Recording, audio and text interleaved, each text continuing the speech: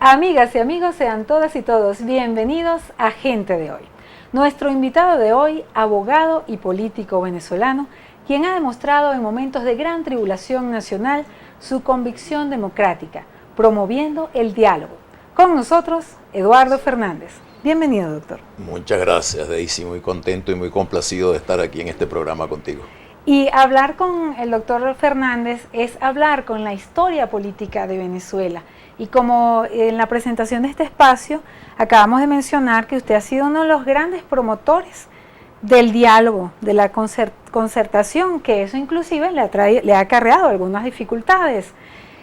No obstante, estamos viendo un momento en el país donde me gustaría saber si usted considera que es pertinente la convocatoria al diálogo cuando el contexto nos indica que los bandos más fuertes del país, políticamente hablando, unos se dicen enchufados y otros se catalogan de escuálidos.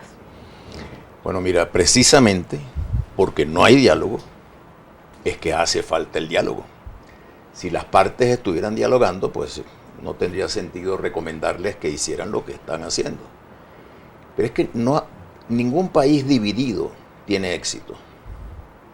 Hay un libro muy famoso de unos intelectuales europeos que se llama ¿Por qué fracasan los países que fracasan? Y dice que básicamente es porque no logran un gran consenso nacional para obtener determinadas metas que son compartidas. Por ejemplo, en Venezuela hace falta crecimiento económico. Si hay más crecimiento económico, habrá más bienes, más servicios, más empleo, más posibilidades. Entonces al gobierno le interesa que haya progreso económico, a la oposición también le interesa que haya progreso económico. ¿Por qué no se conversa? ¿Por qué no hablamos de qué ideas tienes tú, qué ideas tienes tú? El gobierno está enfrentando una crisis de desabastecimiento y la crisis de desabastecimiento afecta al gobierno. Pero mucho más importante que afecte al gobierno es que nos afecta a los ciudadanos. Cuando tú vas a comprar aceite y no consigues aceite, el problema no es de escuálido o de enchufado. El problema es que un ciudadano venezolano debe tener la posibilidad de conseguir aceite o de conseguir azúcar. Ahora, conociendo pues su sapiencia y su experiencia política y esta realidad que usted menciona, pues un proceso inflacionario pues que se está llevando los pocos churupos que conseguimos los venezolanos, el desabastecimiento que también deprime muchísimo porque no consigue una harina pan en un país donde nos criamos todos comiendo arepa, es como algo dramático. Y usted ha señalado en otras declaraciones pues que hemos podido analizar que Venezuela estaría a punto, o sea, más brava de la cuenta, ¿no? Y estaríamos a punto de un posible cambio violento quizás, o un estallido social, o algo que no sería nada conveniente para el desarrollo de ningún país. Estamos amenazados de muchos peligros, porque los servicios públicos no funcionan, el tráfico es un desastre, hay problemas de agua, de suministro de agua, hay problemas de energía eléctrica, hay un drama de inseguridad terrible, a esto le agregas la inflación, le agregas el desabastecimiento. Bueno, en cualquier momento se puede presentar un estallido social. Y cuando se presenta un estallido social, nadie sabe cuál va a ser la solución de ese estallido social. Fíjate, y no se sabe dónde puede llegar. Pues, ¿a dónde puede llegar? Lamentablemente. En la historia nuestra venezolana muy reciente, el presidente Pérez fue elegido en 1988. Yo, por cierto, fui su contrincante. Él tomó posesión en un acto muy rumboso, en enero del 89. Eso sería quizás dentro de nuestra historia el inicio de la crisis y digamos que ahí empezó la debacle del pacto de punto fijo, porque cambió la cosa, ¿no? Cambió el juego político en el país. Entonces vino lo que se llamó el Caracazo. El Caracazo fue una explosión social de gente que venía acumulando resentimiento, malos salarios, malos ingresos, malos servicios públicos, un poco lo que está pasando ahorita. Y entonces la gente encima le aumentaron en una forma imprudente. Ahora, doctor, antes de continuar, tenemos, como decíamos, que aprovechar la oportunidad que estamos hablando con uno de los protagonistas de nuestra historia. ¿Por qué se pierde el pacto de punto fijo a través, obviamente, del resultado electoral en el 88, donde no fue favorecido con la mayoría de los votos? ¿Por qué pasó ahí? Hay muchísimos factores. En primer lugar, hay una cosa que la gente no sabe. que es que el pacto de Punto Fijo, propiamente dicho, duró 5 años. El pacto de Punto Fijo fue una cosa que duró durante el tiempo que duró la presidencia de Rómulo Betancourt. Pero como de ahí para adelante ganaba uno y ganaba el otro, entonces ¿no? hubo una especie de pacto institucional que permitía que el gobierno gobernara y que la oposición fuera respetada. La oposición respetaba al gobierno, el gobierno respetaba a la oposición. El partido de la oposición, yo casi siempre fui vocero del partido de la oposición, sugería un funcionario para que fuera Contralor General de la República, para que controlara el manejo de los recursos públicos. El partido de gobierno sugería un funcionario para que fuera Fiscal General, jefe del Ministerio Público. El partido de gobierno tenía derecho a aspirar a la presidencia del Senado, el partido de diputados el partido de oposición aspiraba a la presidencia de diputados y se sumaban los votos. Es decir, había una gran convivencia. Pero ¿qué pasó? Bajaron los precios del petróleo hacia el final de ese largo periodo de 40 años. Bajaron los precios del petróleo, la gente se empezó a sentir muy mal y los partidos empezaron a cometer disparates. Por ejemplo, en 1993 se dividió Copey. Lo dividió su líder fundador. Yo había sido candidato y había sacado 3 millones de votos, que en esa época era un montonón de votos. Bueno, Caldera gana 5 años después con 1.700.000. Y Osvaldo Álvarez, que fue el candidato de Copey, sacó 1.300.000. Si hubieran estado unidos, tenían 3 millones de votos y tenían un partido. Con lo que usted dice, termina siendo Caldera el culpable de la debacle entonces en ese momento de Copey y después de liberar a Chávez. También, pero hay otra responsabilidad muy grande. 5 años después, el Partido de Acción Democrática escoge como su candidato presidencial a un señor a quien yo estimo mucho, pero que el país no lo veía como un presidenciable, que fue Luis Alfaro Usero. Y Copey se vuelve loco con la belleza de una muchacha venezolana. Ustedes saben que la belleza de las muchachas venezolanas es tan grande que de repente los políticos se vuelven locos y postulan a esa muchacha muy querida, muy apreciada, pero que el país no la veía como una presidenciable. O por lo menos luego que sale Chávez al ruedo. Y entonces se mete Chávez por el medio, Acción Democrática con un candidato que no era percibido como la figura adecuada, Copey con una muchacha muy bonita, pero que no se veía como la figura adecuada. Después surgió la candidatura de Salas Romer, pero ya muy tarde, y entonces Chávez termina prevaleciendo y ganando las elecciones. Ahora, estábamos hablando de un tema demasiado importante, que es el diálogo. Estamos demasiado polarizados, demasiado divididos, y un país dividido no sale adelante. Yo quisiera ver que tomamos medidas de conjunto, que en lugar de reunirse en la Asamblea Nacional para decir cuántos homosexuales tiene un partido y cuántos tiene el otro, y cuántos ladrones tiene un partido y cuántos ladrones tiene el otro, nos reuniéramos para ver cómo reactivamos la economía, cómo acabamos con el problema de la inflación, cómo garantizamos a los venezolanos que van a tener papel toalé, que van a tener harina pan, que van a tener aceite, que van a tener azúcar, resolver. ¿Qué recomienda Eduardo Fernández diálogo a estos líderes que tienen la posibilidad? Mi recomendación es diálogo, y mi recomendación va dirigida especialmente al presidente de la República. El señor Maduro realmente nunca se imaginó que iba a estar en esa... ¿Quién manda en Venezuela, doctor? ¿Mandan el imperio, los cubanos? Bueno, ¿el gobierno? Yo me atengo a lo que dice el derecho formal. El derecho formal es que tenemos un presidente de la República, que es el señor Maduro, según informó el Consejo Nacional Electoral, se juramentó en la Asamblea Nacional, ese es el presidente de la República. Entonces, la rama ejecutiva no está funcionando, porque ¿para qué sirve el gobierno? Para garantizar la seguridad de los ciudadanos. Y resulta que en Venezuela los ciudadanos nos sentimos seguros. Y para garantizar la seguridad de los bienes, de la propiedad privada. Bueno, tampoco las propiedades nuestras están seguras. En cualquier momento nos roban un carro, nos roban la casa, nos roban lo que sea.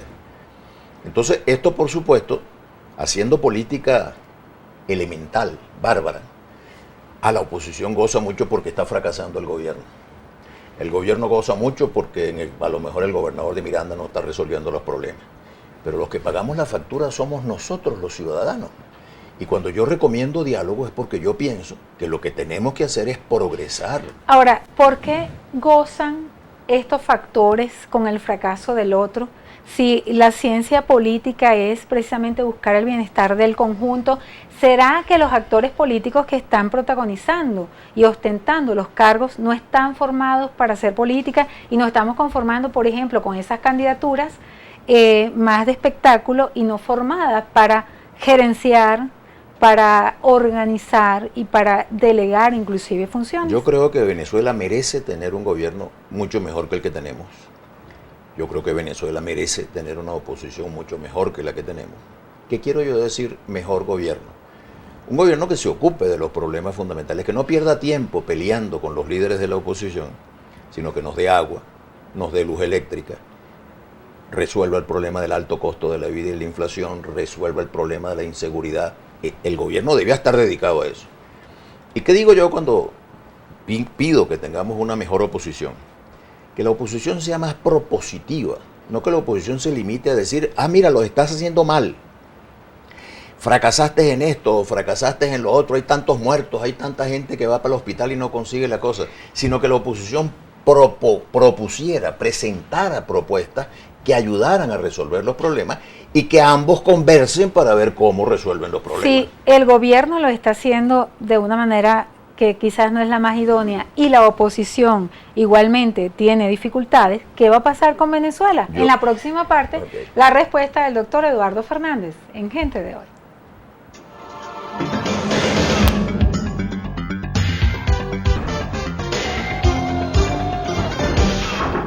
Continuamos, amigos, en Gente de Hoy conversando con el doctor Eduardo Fernández. Él también es presidente de IFEDEC, pues una organización a nivel internacional que hace vida en nuestro país y que trabaja con la parte ideológica, ¿no? Más que todo y con la parte formativa. Y formativa del socialcristianismo. Lo que hacemos es formar líderes, tratar de promover dentro de la juventud, y dentro de la juventud cualquiera que sea la edad de su nacimiento, porque nosotros somos jóvenes.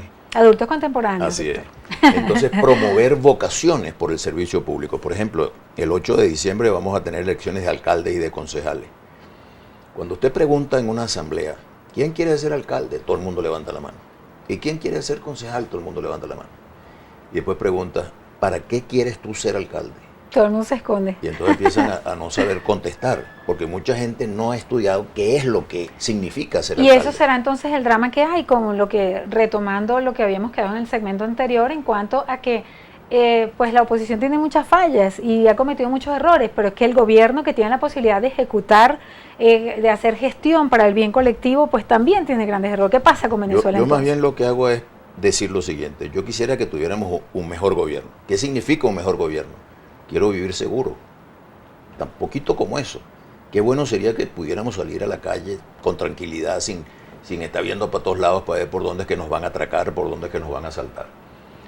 A mí me han atracado ya 2 veces. Una vez se metieron en mi casa, una vez me robaron mi carro con un revólver puesto de... Qué susto. Caramba, qué cosa es esta. Entonces, vivir seguro.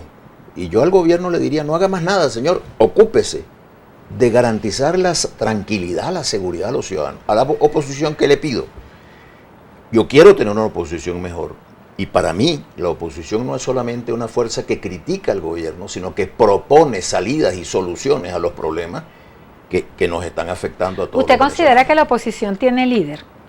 La oposición tiene muchos y muy valiosos líderes. A mí no me gustan los líderes únicos. Yo prefiero que haya una pluralidad de líderes. Por ejemplo, yo trabajé mucho por esta elección que viene ahora del 8 de diciembre, por crear los alcaldes. Aquí no había alcaldes cuando yo estaba más chiquito, cuando yo era jovencito, así como tú. En Venezuela no había alcalde. Lo que había un presidente de consejo municipal. Entonces yo propuse 2 cosas: que se eligieran a los gobernadores por el voto del pueblo, porque los gobernadores los nombraban en Miraflores. Claro, sí. Que el pueblo eligiera a sus gobernadores y que se creara la figura de los alcaldes, porque a mí me parece muy importante que haya un líder en la comunidad que ayude a resolver los problemas del nivel municipal, del ámbito municipal. Ahora, y hay una tendencia que en ese tipo de elecciones hay escasez de votos. ¿Cree usted que en esta oportunidad, tomando en consideración la historia política que hemos vivido recientemente, la gente tenga motivación de votar? Ojalá que todo el mundo vaya a concurrir con 2 argumentos. Primero, expresar su opinión sobre la política nacional. Porque a pesar de que esta es una elección municipal, los votantes vamos a tener la oportunidad de decir si estamos contentos con el gobierno o no, si estamos contentos con la oposición o no. Entonces nuestro voto refleja nuestra evaluación de cómo lo está haciendo el gobierno y cómo lo está haciendo la oposición. Pero al mismo tiempo, el voto tiene que tomar muy en cuenta qué es lo que va a pasar en mi municipio. Por ejemplo, en el municipio de Huacaipuro, Yo, por cierto, conozco un candidato que me parece un excelente candidato, que es Rómulo Herrera. Y si yo viviera en Los Teques, yo votaría por él con los ojos cerrados. Ah, bueno, Rómulo, un voto que no te van a dar, pero bueno. Pues, pero hay intención. Por cierto, yo estuve investigando y como que fue medio padrino de tu boda o no sé Ay, qué cosa Dios parecida. mío. Fíjate tú, o sea que yo investigué al invitado, el invitado me investigó a mí también. Claro, y lo que es igual no es trampa. Pues. Entonces yo votaría por Rómulo Herrera, pero el tema es qué me está ofreciendo Rómulo y qué me está ofreciendo el otro candidato. ¿Qué van a hacer ustedes con Los Teques? Si yo fuera habitante de Los Teques, yo le preguntaría, ¿cómo me vas a ayudar a mí a resolver el problema del tráfico? El tráfico en Los Teques, por lo menos, no sé si lo han resuelto últimamente, pero yo recuerdo... No provoca ir, ¿verdad? Para Los Teques, lamentable. Bueno, y lo mismo podría decirse de Carrizal o de San Antonio, de los distintos municipios de los Altos Mirandinos, que tienen que resolver sus problemas, y los alcaldes, los candidatos a alcaldes tienen que decir, ¿qué propuesta me traes tú? Ahora, doctor, tomando en consideración lo que usted acaba de señalar, está, digamos, dando una visión del próximo proceso electoral con dos caras, la parte municipal y la parte que, a mi manera de ver, y es la pregunta siguiente, estaría de alguna manera, ¿no le parece, lesionando la verdad verdadera de lo que significa un proceso para las municipales si tomamos en consideración o vemos el proceso electoral como un plebiscito? Entonces estamos no señalando, mira, este hombre de verdad que lo hizo bien y no me importa si es chavista o es opositor, pero es un buen gerente, o lo hizo muy mal y lo voy a sacar, así sea de cualquier corriente política, porque al verlo de manera plebiscitaria lo englobamos y no definimos como ciudadano, mira, este tipo lo hace bien, es el gerente que me ayudó a resolver el problema en las calles, o tremendo desastre, no quiero nada con ese señor, y es el candidato, por ejemplo. Yo tengo que decir que para mi gusto, lo ideal sería que la elección municipal fuera municipal, y que los temas fueran los temas del municipio, cómo mejoramos las escuelas municipales, cómo mejoramos la recolección del aseo urbano, cómo mejoramos los servicios públicos municipales, cómo mejoramos la policía municipal y la seguridad, cómo mejoramos el transporte público y el tráfico, etc. Estos deberían ser los temas. Ahora, hay una realidad. Está tan politizado el país y tan polarizado que inevitablemente la elección va a girar también en torno a quién gana más alcaldes, quién gana más concejales y sobre todo la atención se va a fijar mucho cuál de los dos sectores, el gobierno o la oposición, va a tener más votos, sumando todos los votos que se saquen en el país. Bueno, ¿cuánto sacaron los candidatos del gobierno y cuánto sacaron los candidatos de la oposición? De modo que, aun cuando a mí me gustaría mucho más que la elección municipal fuera 100% municipal, o sea, creo que no hay retorno con eso. Es inevitable porque la realidad del país nos impone que ese voto Pero va ¿por a qué ser... es inevitable? ¿Porque Radowski no reconoció el proceso electoral y ha tenido abierto esa brecha? Desde luego que ese es un factor que influye, que la oposición no sintió que las condiciones fueron igualitarias para concurrir a la elección del 14 de abril. Pero es que el debate político nacional está tan áspero, digamos, la confrontación es tan polarizante, que inevitablemente esta elección va a ser así. Puede ser que en el futuro, por ejemplo en Suiza, y es evidente que nosotros no somos suizos, pero en Suiza cuando hay una elección municipal... Pero nos gusta lo bueno, igual que los suizos. Bueno, claro, esos argumentos que prevalecen en una elección municipal son estrictamente municipales. Y no se habla de política nacional, sino de la política del cantón que corresponda. En Venezuela, yo quiero decir muy claramente, preferiría que el debate fuera sobre los temas municipales, pero reconozco que es inevitable que va a haber un ingrediente de política nacional y los electores vamos a tener que tomar en cuenta las dos cosas. Cómo mejoro la situación de mi municipio y cómo voto de tal manera que exprese una opinión sobre si el gobierno va bien o si no lo está haciendo bien. Y al gobierno lo tiene que afectar muchísimo, por ejemplo, el tema del desabastecimiento, el tema de la inseguridad, el tema del alto costo de la vida. Todos estos factores van a pesar en la elección. Ahora, que no son problemas, por cierto, que puede resolver un alcalde ni un concejal.